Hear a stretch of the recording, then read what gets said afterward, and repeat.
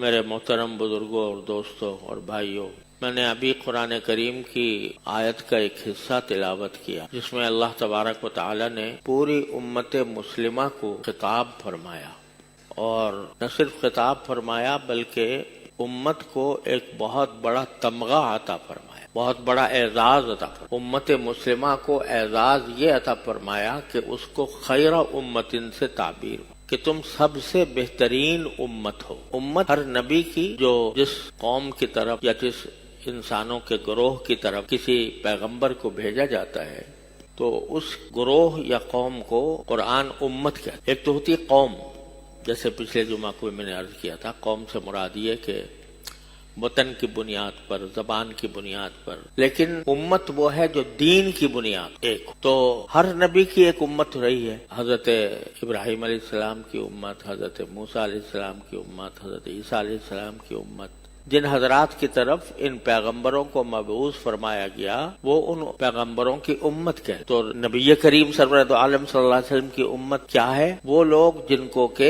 کی طرف حضور نبی کریم سرور دو عالم صلی اللہ علیہ وسلم کو بھیجا گیا، تو وہ حضور اقدس صلی اللہ علیہ وسلم کی امت ہے۔ اور اللہ تعالیٰ نے اس امت کو یہ خصوصیت بھی عطا فرمائی کہ پہلے انبیاء کرام کی جو امتیں تھیں وہ ایک قوم کی حد تک محدود ہوتی تھیں، لیکن چونکہ نبی کریم سرور دو عالم صلی اللہ علیہ وسلم کو تمام انسانیت کے لیے مبعوث فرمایا گیا، اور رہتی دنیا تک، قیامت تک جتنے انسان آنے والے ہیں وہ سب رسول کریم صلی اللہ علیہ وسلم کی امت۔ پھر امت کی دو قسمیں ہوتی ہیں، ایک امت بعثت اور ایک امت اجابت۔ امت بعثت تو وہ ہوتی ہے کہ جن کی طرف بھی رسول کریم صلی اللہ علیہ وسلم کو بھیجا گیا ان کو حق کا پیغام سنانے کے لیے بھیجا گیا۔ تو جن لوگوں نے سرکار دو عالم صلی اللہ علیہ وسلم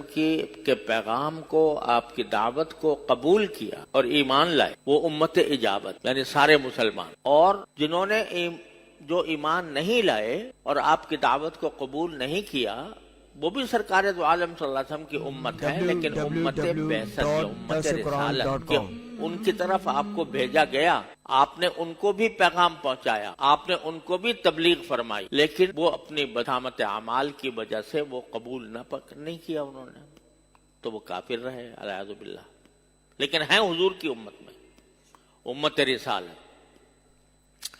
اور امت اجابت وہ ہے جنہوں نے نبی کریم سرور دو عالم صلی اللہ علیہ وسلم کی دعوت کو قبول کیا، ایمان لائے، آپ کی تعلیمات کو حق جانا، وہ امت اجابت ہے۔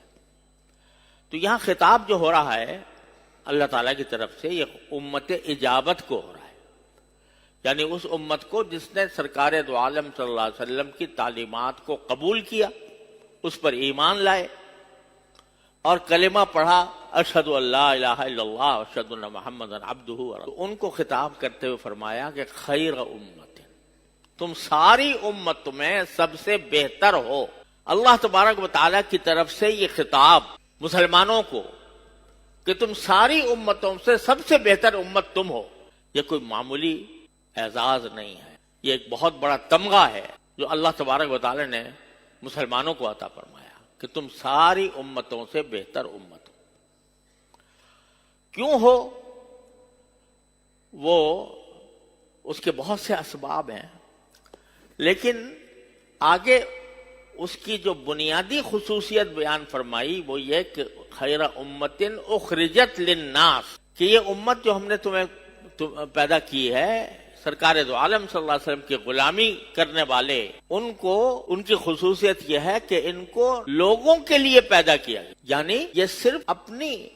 لیے، اپنے مفاد ہی کو نہیں دیکھتے، صرف اپنے منافع کو نہیں دیکھتے، صرف اپنی ذات پر نظر نہیں کرتے، بلکہ ان کو بھیجا گیا ہے، ان کو پیدا کیا گیا ہے ساری انسانیت کے لیے، ساری انسانیت کی بھلائی کے لیے۔ اور اس ساری انسانیت کی بھلائی کے لیے بھیجنے کی آگے تفصیل یہ بیان فرمائی کہ تأمرون بالمعروف وتنہون عن المنکر، کہ تم دوسروں کو نیکی کا حکم دیتے ہو اور برائی سے روکتے ہو۔ یہ ہے وہ وجہ جس کی وجہ سے ہم تمہیں کہہ رہے ہیں کہ تمام انسانیت کے لیے تم کو بھیجا گیا ہے اور تم ساری امتوں میں سب سے بہترین امت ہو۔